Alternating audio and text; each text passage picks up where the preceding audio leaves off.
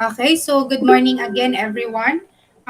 For today's lesson, we will tackle about Chapter 5, Understanding the Leisure and Recreation Clientele. So, what do we mean by clientele? So, these are the people that possible to be our target market or our target clients or consumers or customers that we are going to serve in the leisure and recreation industry. But before we discuss anything else, let's describe or tackle the learning objective. So after the completion of this module, students will be able to enumerate the effective customer service in recreation and leisure facility, discuss the significance of ensuring clientele's health and safety.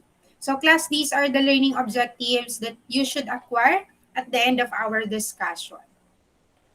Now, moving forward, let's discuss how to have an effective customer service. So, how are we going to give an excellent or exceptional customer services to our clients or to our consumers? So, first, we have to have a meeting and ensuring. So, what do we mean by meeting and ensuring? Now, for the meeting, we need to meet or we need to target our customer needs. Ano yung mga pangangailangan nila for their recreational and leisure activity. So we need to understand ano ba yung focus nila as a buyer or as a consumer. So in order for us to know their buying behavior or buying preferences, we need to gather different informations from them. By doing that, we will identify or we will know their needs over their wants. And lastly, we need to ensure their health and safety because security is very important not only in the leisure and recreation industry but also in all aspects of life class. So when we are working in the future in the leisure and recreational industry, we have to make sure that our client is safe and secure because the reason why they acquire or they have their recreation and leisure facilities because they want to relax themselves and release pressures as well as tensions. That's why during their stay or during their relaxation from our different facilities or activities, we have to make sure that they are safe and sound. So these are the two ways on how are we going to have an effective customer service. So meeting the customer needs and ensuring health and safety. Next is first let's discuss meeting customers needs. So how are we going to meet these kinds of or those kinds of needs?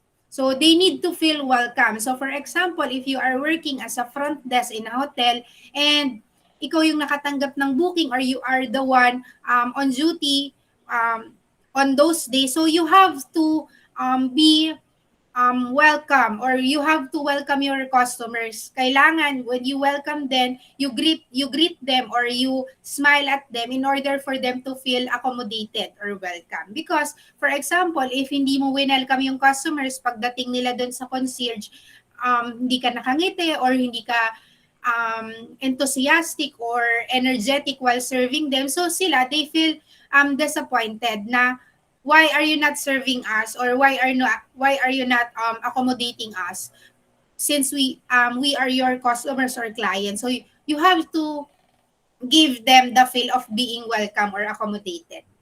Next is they need to pay a fair price. So for example, they purchase as executive suite room. So one of the um best room in your hotel. So they paid for example a 50,000 pesos for a night. So dapat yung 50,000 pesos for a night na binayad nila is mako-compensate dun sa services or sa amenities na may enjoy nila dun sa executive room na pinurchase nila. For example, merong bathtub or merong smart TV, smart yung light, smart yung curtain, tapos yung laman ng mobile bar kasama na dun sa binayaran nila for example.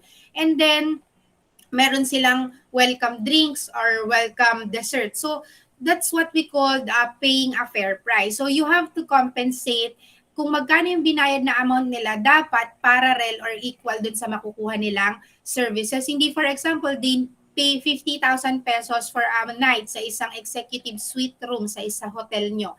And then when they arrive, sira yung door lock, walang vault, sira yung shower. So, ma um, madi-disappoint yung client natin. So, hindi nyo mamimit yung pangangailangan nila based on the prices that they paid for their stay or for your services.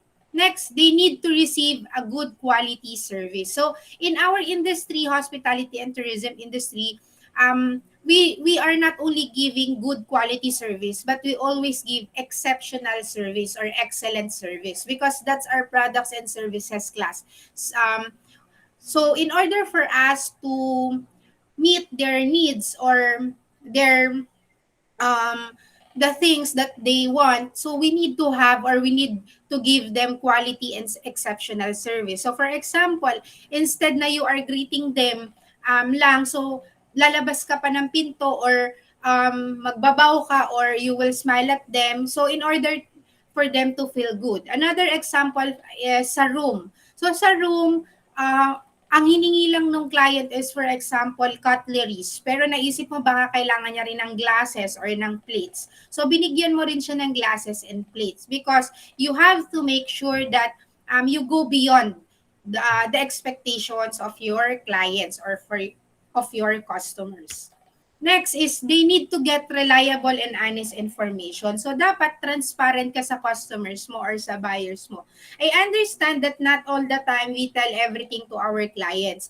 But in terms of our products and services, we have to make sure that we are being transparent to them. Especially when your products and services is an experience. So for example, si Kyla, she is working as a travel agent in a travel agency. Now they are offering packages or travel packages from their clients. So one of her clients approached her asking the best travel packages that she can give as of this moment. So during that time, summer, now si Kyla, may goal siya or binigyan siya ng goal ng manager na you have to sell this travel packages kasi malapit ng ma-expire or malapit ng hindi seasonal. So for example, magtatag-ulan na. So ibebenta mo yung packages na yon. So for example, si Kyla, nagbenta siya ng Baler packages. Now sa Baler packages, siyempre ang inaabangan doon ay surfing. Siyempre pag surfing, maganda yung alon sa Baler kapag may bagyo or merong paparating na bagyo or hindi during summer season. Now, yung client niya gusto niya matataas yung waves or malalaki yung waves. Sabi ni Kyla, ay pwede na to kahit summer, at least mabebenta ko yung travel packages ko. Hindi niya din-disclose kay client na yung waves is hindi ganun katataas or hindi ganun kalaki. That's why client became disappointed. So that's what we call reliable and honest information. We have to be transparent with our clients or with our customers. So for example, nag-purchase ng sa isang restaurant, you are working in a restaurant and then yung advertising collaterals nyo or yung screen nyo doon is pinapakita doon na yung burger is sobrang laki, 3 patties, tapos sobrang daming lettuce, tomatoes, and everything. So, sana or dapat before you post that products and services on your screen, you have to make sure na hindi siya expectation versus reality. You have to make sure na yung makukuhang products or services ng clients mo is fit dun sa pinapakita mo sa kanila. You have to be honest with them. Hindi yung nakalagay doon tatlong pati na malalaki pero nung sinerve mo, dalawa lang. So they get disappointed. So you have to be transparent to your clients and customers because in order for that aspects, you will meet their needs. So class, these are the ways on how are you going to meet your customer needs. Next, ensuring health and safety. So health and safety class, as mentioned earlier, is one of the most important things that leisure and recreation facilities must consider. So it includes the health and safety of, so meron tayong iba't ibang um, levels or factors na dapat isaalang-alang sa safety and security. So we need to make sure the safety and security of our customer, of ourselves as an employee, of our colleagues, so yung mga katrabaho natin or yung workmates natin. And lastly, yung facilities or yung mismong lugar kung saan tayo nagtatrabaho or kung saan nag-a-avail ng recreation and leisure activities yung clients natin. So now, isa-isahin natin. First is ensuring the health and safety of our customers. So we have to make sure that our customers or our clients have their peace of mind or their safety and security during their stay or during the availment of our products and services. So what are the things that we need to consider or some of the examples that we need to make sure uh, that kailangan nating maisagawa in order for us to make sure that our clients are safe and secure. So first, una, for example, your clients is booking in a hotel or in a restaurant, in a casino, or in a theme park, or in a swimming pools or spas, anything that offers products and services related to recreational and leisure activities. First is, it is important that the guests know where the fire exits are. Siyempre, in case of fire or in case of emergency, they have to know na meron kayong emergency fire exits. So, dapat yan nakalocate yung mga posters or yung mga pictures ng legend or ng mapa sa bawat elevator, sa bawat stairs, or malapit doon sa may pinto ng rooms nila. Telling them na these are your way going exits or going out in case of fire. So, class, make sure that the clients are aware or the guests are aware where the fire exits are located. Next, so for example, you are working in a cruise line, in a restaurant, in a canteen, or anything that serves food and drink. So you have to make sure that your food should be cooked properly in a clean environment to avoid poisoning. So, syempre, we have to make sure that the use of raw materials or the use of ingredients are safe and secure, hindi pa expired or kaya malayo yung mga ingredients natin sa mga chemicals that we use for cleaning. And we have to make sure that we check the temperature of the food, the environment in where we are making that food or that pastries. So we have to make sure that everything is cooked properly in order for us to avoid poisoning from our clients. Next is the vehicle should be roadworthy. So for example, you are working in a travel agency. Syempre, ang role ng travel agency is to become a tour guide or to provide tour guide sa mga field trips, sa mga tours, sa mga excursions. So for example, meron kayong tours or meron kayong field trips sa La Union. Now, syempre, you will use a bus in order to get there. So from your place going to La Union, you will use a vehicle or a transportation. So you have to make sure that vehicle or that transportation is roadworthy. Ibig sabihin, aprobado siya or pwede pa siyang tumakbo sa kalsada or nasa magandang kondisyon yung sasakyan. Okay ba yung tires? Meron bang available na fire extinguishers? Yung mga bintana ba, hindi ba basag? May fire exits ba just in case of fire or emergency? Yung brakes ba or yung preno, okay ba? Yung driver ba is lisensyado? Na yung license na is, since he is driving a bus, so kailangan yung lisensya niya ay professional driver dapat siya. Trained ba siya? Naka-uniform ba siya? Well-groomed ba siya? Yung legroom ba ng mga upuan ng sasakyan is tama ba for a field trip event or a field trip travel or for excursionist travel? Yung tour guides ba? Meron ba siyang enough information to serve you or to give you knowledge or ideas about the things that you will be discovered during your travel or during your tour? So that's what we call vehicle should be roadworthy. So we have to make sure the things or the factors affecting your safety and security during your travel.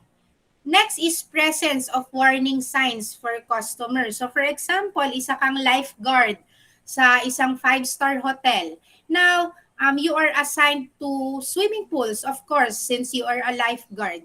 So you have to make sure, or your facilities have to make sure na merong enough warning signs. Ilang feet etong swimming pool na to, ilang years old or age yung allowed dito sa swimming pools na to, yung depth or yung lalim nandun dapat, yung slippery, when wet dapat nakalagay siya, meron siya.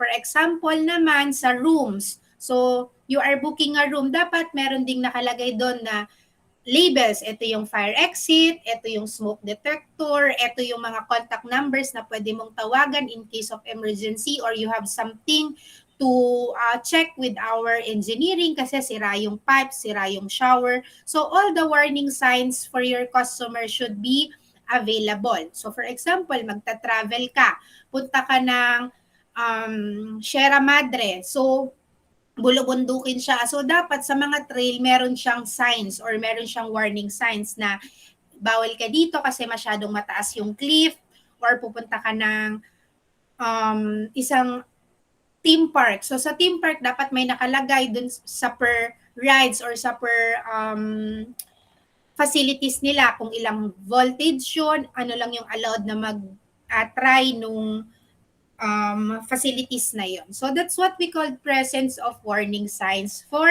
customers.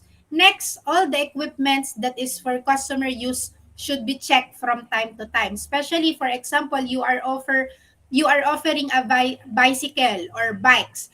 Dapat pag in-offer mo yung bicycle, for your clients, meron din yung kasamang gears. Merong helmet, merong guantes, meron sa knee cup, meron sa elbow cup. For example naman, you are offering skydiving, syempre hindi naman pwedeng bibigay mo na lang basta sa customers mo or sa client mo yung parachute. So you have to make sure that parachute is well equipped or gumagana in good condition. Second, before nyo dapat is i-execute yung activities, dapat you have to make sure na nakakabit siya ng mabuti sa client mo or sa customers mo. Tinrain mo siya paano niya yun gagamitin or paano niya yun i-execute. Another example is, for example, skydiving. Water diving or scuba diving. Siyempre, you have to make sure that the oxygen na ikakabit mo sa client mo or sa customers mo ay hindi butas yung tangke, gumagana yung hose, hindi napapasukan ng tubig. Dapat may goggles siya, dapat meron siya nung pad na ginagamit niya, tapos well-equipped equipments siya. So, you have to make sure that all the machines or all the materials that they will use are safe and secure before you conduct any activities for your client. So, class, these are some of the things that you should consider in order for you to ensure the health and safety of your customer. Now, let's move forward for the health and safety of yourself as an employee and your coworkers. So, you as an employee and your coworkers are also customers because you are the internal customers of your company or your facilities. That's why they have to make sure, and you also have to make sure that while working, you have to be safe and secure. So these are some of the things that you should check. First, making sure you are properly trained to do the different types of tasks. So for example, assign ka sa um, massage or sa spa sa inyong hotel. So ikaw dapat meron kang NC2 or meron kang certificate that you are trained to do massage or different types of massage. Hindi pwedeng porkit gusto mo lang, dun ka na i-assign. So merong dapat specific or certain qualifications in order for you to be assigned on a certain task or responsibility. So for example, sa mga roller coaster rides or sa theme parks, class, those employees na nakatayo sa per station, di ba kung nagpunta kayo ng Enchanted, ng Star City, or ng Sky Ranch sa Tagaytay, meron silang empleyado or employees na naka-assign per ride. So sa roller coaster, merong isa. Those employees are properly trained class. Pinag-aralan nila yon. Meron silang certificate to conduct that kind of task or responsibilities because just in case of emergency, alam nila yung gagawin nila. or alam nila yung execution on how are they going to stop that kind of rights or facilities. So first, make sure that you are trained and inclined for that kind of responsibilities. Second, putting equipment away carefully in a correct place. So for example, you are a chef in a restaurant.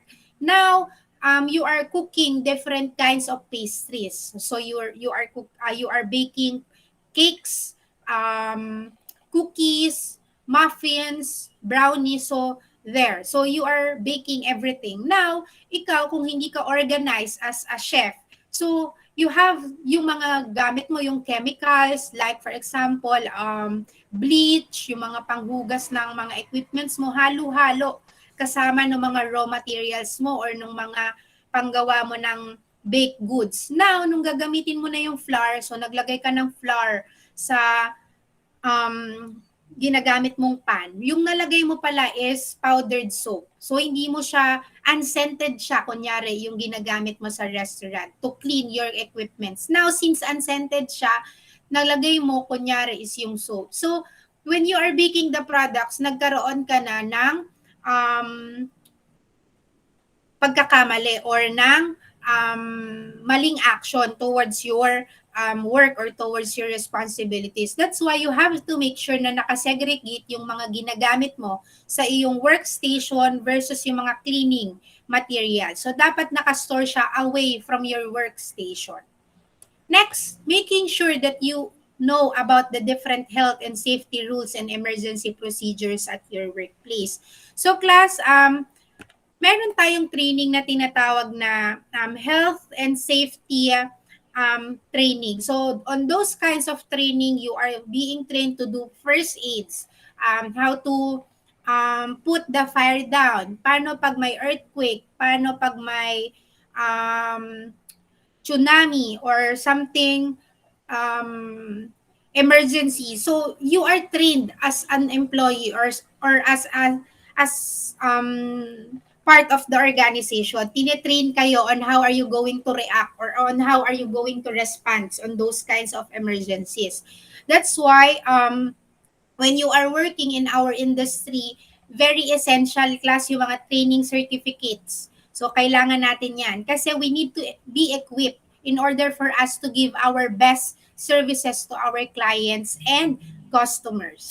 Next, always wearing and using correct equipment. So, yung mga PPEs class, essential yan. So, when you are working in housekeeping, kailangan naka-gloves ka, naka-face mask, naka-bonnet, or naka-hairnet. Next, when you are working sa kitchen, so dapat may apron ka, may gloves ka, or meron kang face mask, tapos naka-hairnet ka din. Kasi yung contaminants ng hairs or ng saliva, we avoid all of those kinds of contaminants. Next, reporting anything to your supervisors or supervisor that you think may be dangerous to others. For example, ikaw is front desk ka, biglang during your break time, naglalakad ka sa may swimming pools.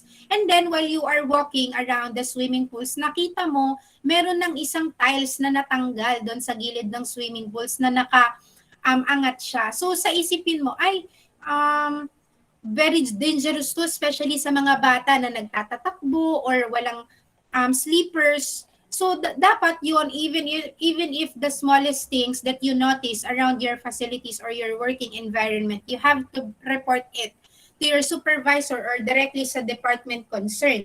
So kailangan i-report mo agad yan sa engineering kasi para magawan agad nila ng aksyon. Another naman, for example, is sa room ng iyong client, housekeeping ka. So now, while you are in a room, nililinis mo yung bathroom. Napansin mo na dun sa bathroom sira yung faucet or sira yung hose ng faucet ng room. So, before mag-arrive, dapat yung client mo or yung customer mo, kailangan i-check na agad yun or i-report mo na agad yun sa engineering. So, that's what we call reporting anything to your supervisors.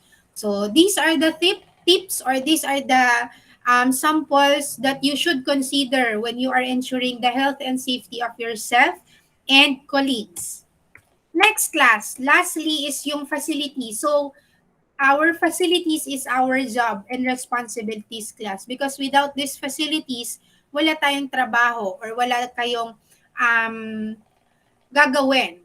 Now, how are we going to make sure that the facilities that we are working are also secured and safe for not only for our customers but also for ourselves?